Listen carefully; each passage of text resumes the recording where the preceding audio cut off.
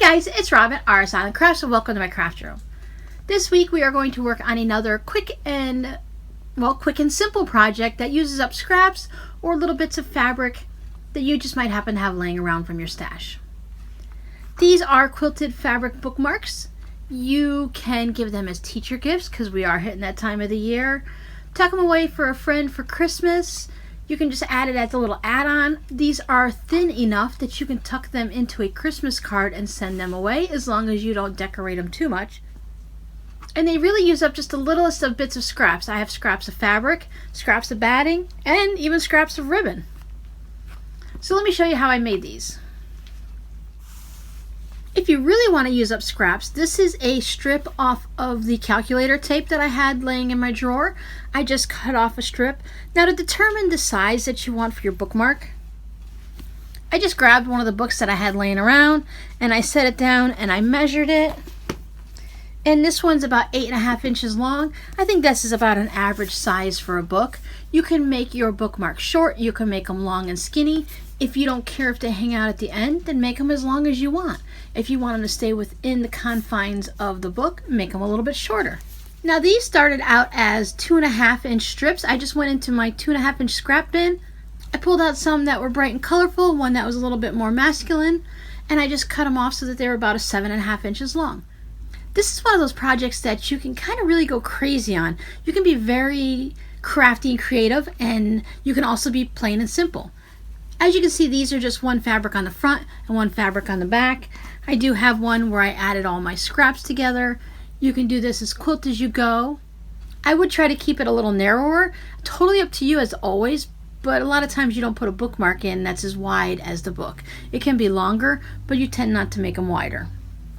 If you're really concerned about having the perfect bookmark and you're really interested in the exact measurements, you can always go up to your library or to some type of a store that sells books. Check out their little bookmarks. Either pick one up or just bring your little tape measure and measure it. And then you'll have that exact measurement. If you're concerned that yours, that 2.5 by 7.5, maybe the actual standard is 2.5 by 6.5, and you really want to stay within that guideline. Because let's face it, some of us have more of a strict feel to our crafting, and then other people are like me and we're like, this looks good, it works with my fabric, let me chop it off here. And both ways is perfectly fine. So whatever works for you, go for it, right? So I took my piece of fabric and I found a piece that I figured would work for the backing, and I cut it off in about the same size. This one, as you can see, I went into my 3.5 inch drawer, so it is a little bit different in size, but I'll go ahead and trim that up after I decide if I'm going to quilt it and stitch it all together. Now, not only do I carry fabric scraps in the craft room, but I save all my batting too. These are some leftovers from some other projects. This happened to be from something that was round, so it was a circular, like a placemat or something. So I saved these leftovers, and you can go ahead and trim them up to the size. Just because it's wider and rounder doesn't mean you can't cut off that end and get your nice little pieces of bookmarks. You can get several bookmarks out of these pieces of batting. Some of them are left over from like when I trimmed up that baby quilt this past weekend. Some of it's left over from that. As you can see, there's some of the fun fabric from it. I save it. Anything that's wider than 1.5 inches, 2 inches, I save it. Because when I make tote bags, this is the perfect pieces of scraps to cut the batting for when I make a quilted tote bag handle. It works great.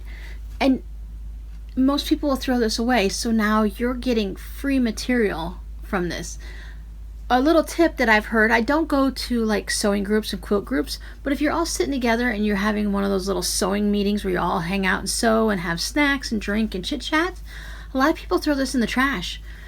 Some people ask permission and other people just go right next to them and just pull it out of the trash and use it. And then that didn't cost you any money at all.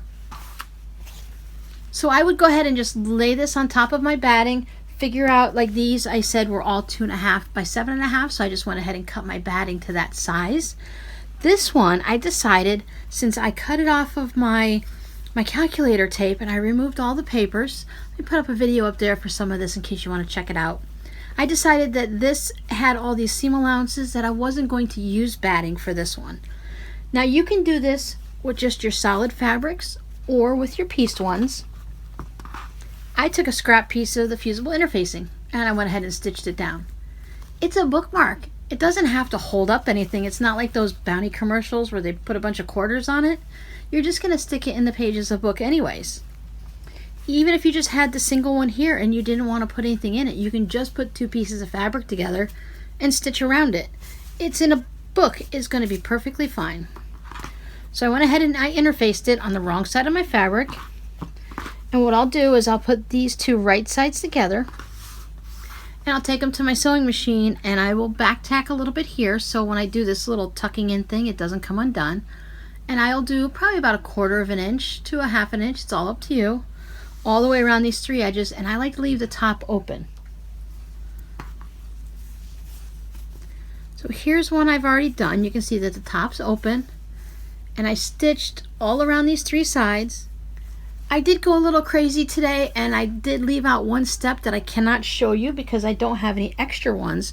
But what I did, it's really simple. I just took my piece of fabric, let's say we wanted to quilt this piece, right? And I took my matching batting that goes with it. Now of course isn't the right size, but that's okay. And I took it to my sewing machine. Now this one I did not quilt at all. You can just see that there's no quilting lines there. This one I just ran a line straight down the center. I made a whole bunch of lines on this guy. I did, whoops, I put swirls for this one. And you see how this one has all these geometric shapes that kind of go down and it makes this, the three lines of a rectangle and then goes down. So it makes all these like rectangle teeth on there. So decide how you want to quilt it, or if you want to quilt it at all, take to your sewing machine and do this. Now you can do this if you want to make a whole bunch of them at once. You can do it in an assembly line process, do a bunch of straight lines, quilt it, and then move on to the next one. And after you have it all quilted, you'll take your quilted piece and then you'll take your backing with the right sides up. And just like if you were going to do one of those quilts where you don't put binding on it, you just stitch it around. You can either leave an opening here. I chose to leave a whole end open.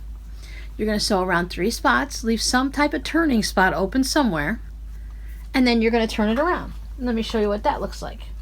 So I have this one, it's just 2 fabrics, no quilting. I take my hemostats. So I have my 2 pieces of fabric right sides together. When I go in this way, I like to let my hemostats grab the thicker side with the batting instead of just the fabric, just in case I hold it weird and I go ahead and I rip this fabric somehow. It has more strength with the batting on it. So however you choose to turn your items around, and if you put it on the side, you would do it a little differently. I just pull it all the way out. My favorite, I don't use it to crochet with, but I use it in the quilt room to pop out my corners. I'm still careful even though my crochet hook is nice and rounded and it's not sharp on the end because it's a large hook.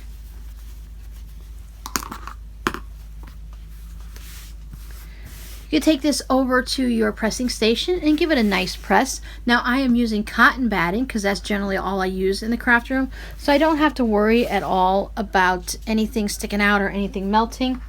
Sometimes I will press it at this stage if I notice that anything's wobbly before I put this next piece on, and since I used the cotton batting, I can go ahead and put my iron right on it and I don't have to worry about it. So I make this all nice and I press it all out and pull off all those threads that are always sticking around. Now if you have something here on the side where you left your opening, then you would just go ahead and stitch around all the sides. I prefer to go ahead and leave the top open, and that way it makes it easier for me to just stick something in the top and have it a little fun in there. And for that, I just take, I fold a real big fold in there, tuck it all in. I don't care if it's a 1/2 inch, an inch in there. And then I say, okay, well that's a little too much. So now I can pull it out and I can zhoosh it around to make sure that everything looks nice and even. You could lay it on your mat if you wanted to measure it, tuck in, pull out. Then I would take this back to my pressing station. I go ahead and hit that with a nice hot iron, and that's going to make sure that this stays all tucked in nice and neat and folded, so that we can go ahead and play with it. Now if you decide that you just want a plain simple bookmark like this and you don't want to put any ribbons or anything on top, just take this over to your sewing machine and put 1 or 2 lines of stitching across it, a little top stitching, and that's going to close that hole right up, and you're done. Now if you like, you can also, see this one, I did a little top stitching all the way around. First I went ahead and I closed this off, and then I went ahead and went down the rest of the 3 sides so that they all look the same. That's going to keep it nice and sturdy. It's a bookmark. It's not going to get washed too often, and if it does, people usually just wash it by hand or wipe it off. And those are usually the people that are eating Cheetos while they're reading their books. Most people just read a book. So I have my little ribbon in there.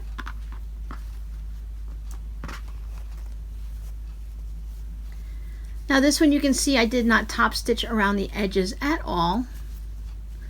And I put my little ribbon, instead of having it in a loop, I just cut 2 small pieces. This ribbon actually came from a friend. Whenever she sends me something, she always wraps some ribbon around it, and I save all those little pieces for projects like this. So this is totally scrappy. Scrappy fabric on both sides from my strip bin, scrappy batting from the batting, and then scrappy ribbon. Although I do have tons of regular ribbon, that would work also. If you had a bunch of this thin ribbon, you can make a whole tassel out of it and hang that out of it.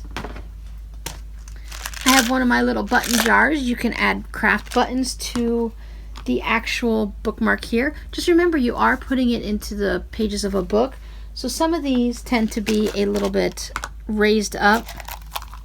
See, these are quite thick, so you might want to skip those and look for some thinner buttons if you want. If you have a machine that does machine embroidery, you could put a little quote on here like #1 teacher. You could put your friend's name on it, or you can hand embroider it. You can even take fabric markers and write or draw on it if that's what you would like.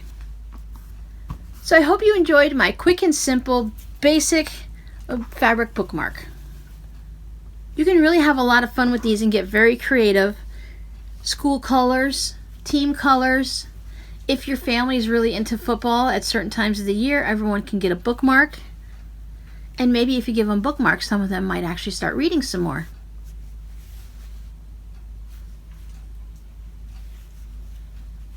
So have fun with this simple project. Make it your own.